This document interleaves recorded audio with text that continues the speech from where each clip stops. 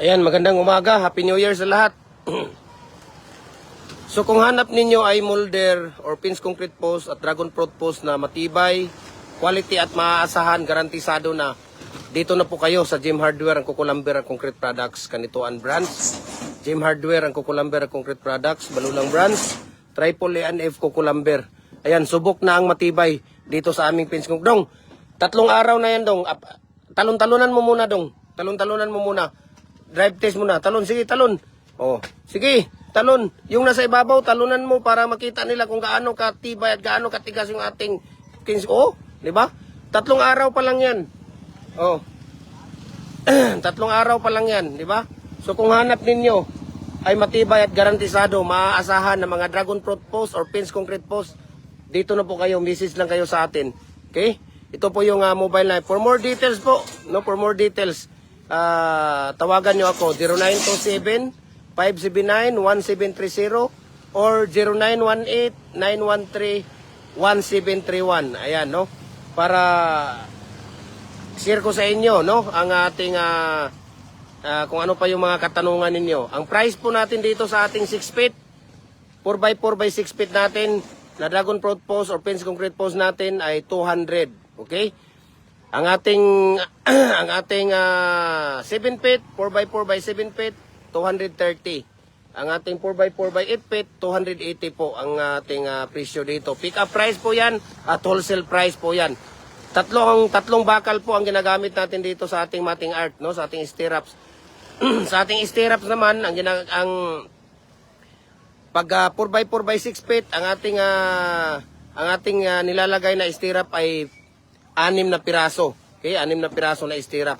Pagka sa 7 feet naman, 7 piraso. Pagka sa 8 feet naman, 8 piraso. Ganun katibay, no? Ganun katibay yung ating tawag dito, ang ating pins concrete post natin. Dito lang yan sa Gem Hardware ang Kukulamber. Ihayang mo muna yan, Dong.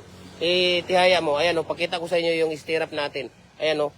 Ito, 7 feet ito. Kaya bilangin natin. Isa, bilangin mo yan, Dong. Papunta doon. Isa, hindi. Isa, dalawa, ganun lang. Isa, 4, 5, 6, pang-pito. Nasaan yung pang-pito? Mayroon dyan pang-pito dito. Yung parang diamond natin. Dito ang pang-pito. Kaya ang ginagamit natin dito ay 8mm na kabilya. Sige, 8mm na kabilya at number 16 na tie wire yung pangtali natin dito. Kaya ganun katibay yung ating pins concrete post, no? Kaya maliit na project, malaking project, no? Nagsusupply tayo kahit ilang libo na pins concrete post or dragon fruit post. Nagko-customize din tayo ng ating mga pins concrete post at dragon fruit post, depende sa according to your needs. Okay?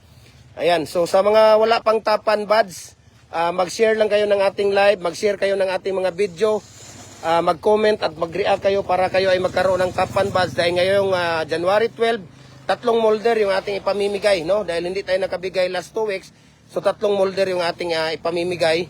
Yan po ay ang isa niyan ay sponsor ni Kuya Mimer, yung double natin na hollow blocks, no?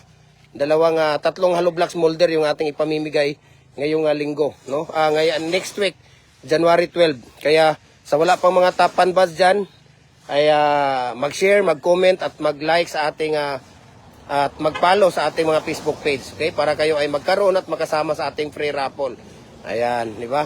So, ganun katibay yung ating tingnan niyo ako nasa mga 100 kilo siguro ako. Ayun, tingnan niyo, di ba? Oh. Talon-talunan ko 'yan. Ito pa, talon-talunan natin 'yan. Kung hindi pa 'yan matibay, talagang na 'yan. Talagang tawag dito. Talagang balik na talaga 'yan, no? Kung hindi pa 'yan matibay. Ayan si Jopre, sabi nila talunan mo daw, yung matangkad daw. Sabi, sige, yung matangkad. Ha? Ang tigas nga, ayaw na niya mag-test dito. Ikaw dong. Sige dong, talon sa gitna dong. Dito sa gitna. Dito sa gitna ka muna. Ha? Mubo, kahit mubo ka lang, sige, malaki namang itlog mo. Mabigat naman, grabe na talon. Sige pa nga, sige, talon nga. Ola, grabe. Nag-jump shot naman yan. Jump shot naman yan sa'yo, hindi naman yan talon. Sige, no? Ganun katibay, no? 3 araw, i-rearrange natin, no? I-refiling natin, gano'n, no? para nga gagawa ngayon sila ulit ng ating tawag dito. Ayan. No, kung makikita ninyo yan diyan. Ayan. So dito dong, ang dami dito dong na ano, ano nyo to? Dong. Dagan man ning nga damage dong oh. Dong. Dagan man ning damage diri inyo ning imo ning ikuan ha. I-repair ni mo ni. Sayang kay ni. Dahil naapakan ng mga bata siguro yon kaya nagka-butas-butas. Ayan. So, i-rearrange muna natin yung ating 4x4 by 7 feet, no?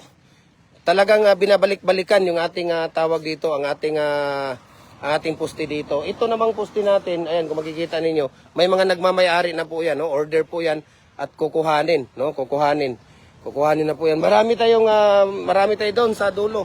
Ang dami doon natin na ano. Kasi may nag-order sa atin na 3,000. At talagang tawag dito. Puspusan yung ating paggawa ng ating pins concrete post ngayon dahil sa dami nating order. Kaya salamat din tayo sa ating mga mahal na customers at kayo ay pabalik-balik sa ating hardware, no? Sa ating tawag dito na kayo ay bumibili. Sa may mga katanungan diyan, no, sa mga dragon fruit post natin or pins concrete post dual natin ng mga molder, we can ship nationwide po yung mga molder natin, no? Yung mga molder natin, nagko-customize din tayo ng mga molder. Yung heavy duty dual natin na molder, na pins concrete post, pwedeng 4.5 by 4.5. Ang standard lang talaga natin dito, 4x4, no? Ang standard natin dito, 4x4 by 8 feet. 4x4 by 8 feet. 8 feet yung haba niya. Adjustable po yun. Pwede kang gumawa daw ng 3 feet, 4 feet, 5 feet, 6 feet, 7 feet, hanggang 8 feet po, no? At we can customize din according to your needs, no? 4.5 by 4.5 by 8 feet, we can do. 5 by 5 by 8 feet, yes. Pwede din namin gawin yan. 5.5 by 5.5, pwede din. 6 by 6, pwede din, no? Sa mga RCPC pipe culvert natin, no? RCPC pipe molder natin, kaya ito, yung mga culvert natin, ayan, no? Nag-ano din tayo, gumagawa din tayo according to your needs, no? Pwedeng 6 inches hanggang 100 inches po. Okay? So, message nyo lang ako, i-share ko sa inyo ang price list sa shipping details sa lahat po ng mga molders natin. Okay? Yung mga maliliit natin na molders, hollow blocks, decorative, bricks, muhon, lober, ano pa ba yung mga iba pang tawag dito? Hollow blocks natin, commercial standard, number 4, number 5, number 6. Meron tayong commercial at saka standard dyan. Tapos sa ating bricks natin, mayroon din tayo. No, mayroon tayong 13 designs sa ating bricks, sa ating mga bricks molder natin. Sa ating decorative, mayroon din tayong 13 to 14 designs po, no? Na mga decorative natin. Yun po ay mga fast moving po lahat 'yon. Okay, lahat po ng mga ginagawa natin ngayon puro fast moving lahat niyan, no? Sa mga nagko-concrete diyan, no? Payo ko sa inyo, maganda talaga kung kumpleto kayo ng tawag dito, kumpleto kayo sa design, no? Kumpleto kayo sa design para tawag dito, mabilis lang ang tawag dito, mabilis lang ang mga customer natin, no? One stop shop lang yung mga customer natin. Pag pumunta, sige, doon tayo sa Gym Hardware, kumpleto sila. Lahat ng mga design mayroon sila doon. Kaya marami tayong magpipilian, no? Kaya napakaganda po yung ating tawag dito. Napakaganda po yung ating concrete products kung tayo ay kumpleto sa design. Mayroon kang bricks, hollow blocks natin, commercial. Importante sa hollow blocks, mayroon kang commercial standard, no? Ang ginagawa namin dito sa araw-araw, yun po ay commercial. Commercial po yun, yung ginagawa namin sa araw-araw. Gumagawa lang kami ng standard pag may mga special order, no, ng mga local government unit. Yun lang po ang may mga special na specification, no? Standard po yung mga kinukuha ng ating mga gobyerno, no, ng mga project ng ating gobyerno. Kaya dapat mayroon tayong molder na standard, mayroon din tayong commercial. Okay? So, nga naman na.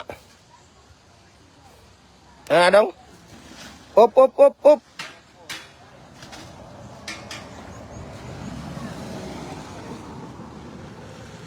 Yan. So, ganun po, no? Yung mga maliliit natin na mga molder, we can ship nationwide, Luzon, Visayas, Mindanao, kahit yung mga malakihan natin, no? Walang problema, kahit saang sulok mo kayo ng mundo, kayang abutin ang ating kargo.